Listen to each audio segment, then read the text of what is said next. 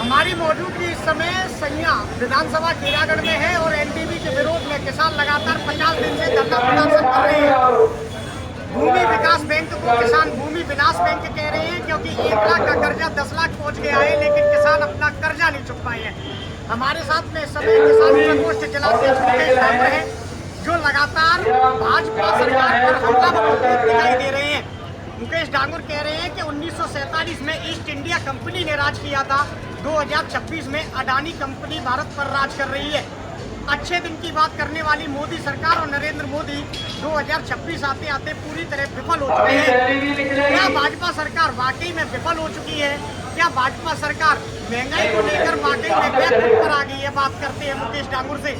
मुकेश डांगर जी, आप कह रहे थे ईस्ट इंडिया कंपनी ने 1947 में राज किया और 2026 में अडानी कंपनी काम कर रही है। क्या आशय था, क्या मतलब था?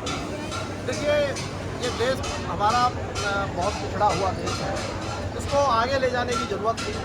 मोदी जब आए थे तो उन्होंने बड़े बड़े वायदे किए थे। उन्होंने महिलाओं से वायदा किया था कि आपका जीवन बीत गया है, आंखें फूट गई हैं आपकी, आप चूल्हे पे खाना बनाते थे, मैं आपको गैस दूंगा, अब आपकी आंखें नहीं फूटेंगी।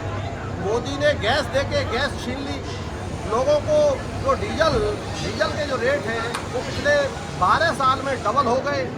रुपया जो 58 और 60 के आसपास था, मोदी कहते थे जब देश का रुपया गिरता है तो देश की इज्जत गिरती है। अब वो रुपया 100 के आसपास पहुंच चुका है, यानी कि जो सामान लोगों को 1 रुपये में मिलना चाहिए वो 100 रुपये में मिलेगा।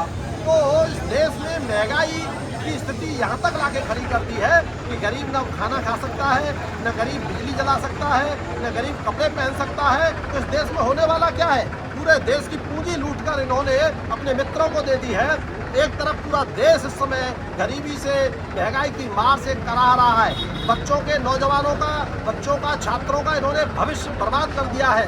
रोज लूट हो रही है, पेपर लीक हो रहे हैं, बच्चे कहाँ जाएंगे? इस देश कहाँ जाएगा? पर एक पोस्ट वायरल हो रहा है कि बच्चों का 10 रुपए का डायपर लीक नहीं होता है, पेपर लीक हो जाता है। बिल्कुल पेपर लीक हो रहे हैं। इनकी सरकार में अब तक 93 पेपर लीक हुए हैं। लाखों बच्चों का भविष्य बर्बाद हो गया है। वो बच्चे मेहनत कर रहे थे, एक सपना सजाकर बैठे थे कि हम अपने मेहनत के बल पर अच्छे पदों पर, सरकारी नौकरियों में जाएंगे। उनका तो भविष्य बर्बाद हो गया, जीवन बर्बाद हो गया। हल्ला बोल क्या रहेगा आगे? हम सड़कों पर आने वाले हैं। ये देश क्रांति मांग रहा है। मैं इस देश के नौजवानों से आह्वान कर रहा हूँ कि इस देश में मक्कारों की, झूठों की, बेईमानों की सरकार है। इसके खिलाफ पूरे देश के नौजवानों को सड़कों पर उतरना चाहिए और हम सड़क पर उतर इसका नेतृत्व करेंगे और इन बेईमानों से लड़ेंगे।